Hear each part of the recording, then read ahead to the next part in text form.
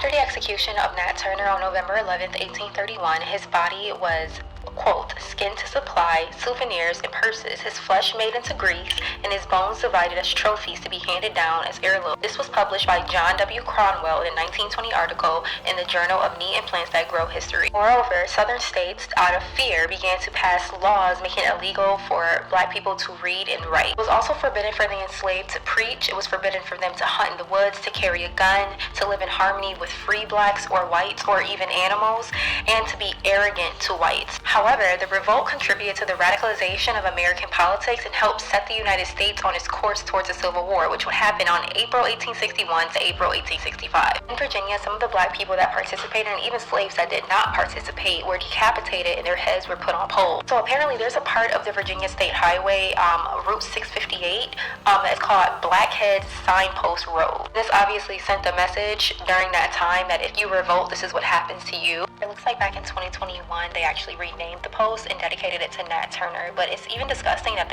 it just happened in 2021, y'all. Like, wrap your head around that. Taking Nat Turner's body and making the fat of his body into grease and taking his skin and making it into purses. They were trying to send a message in the most brutal way possible. However, Virginia did actually have a debate about what they wanted to do post-rebellion.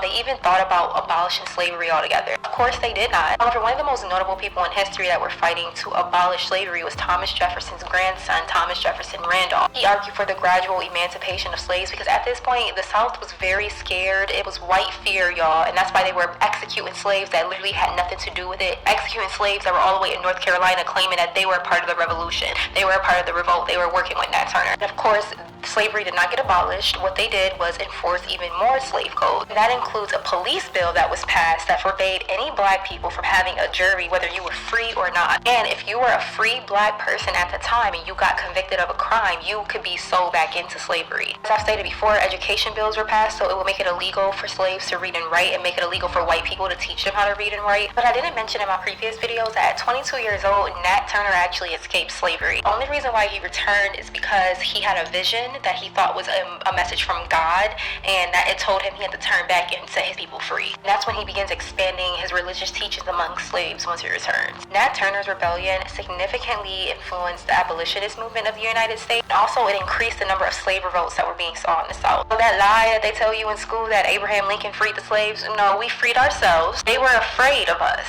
like they are now. They had no choice because so many enslaved people saw Nat Turner's actions as a symbol of resistance against their oppressor. That's exactly how you should see it today, because you're still in chains.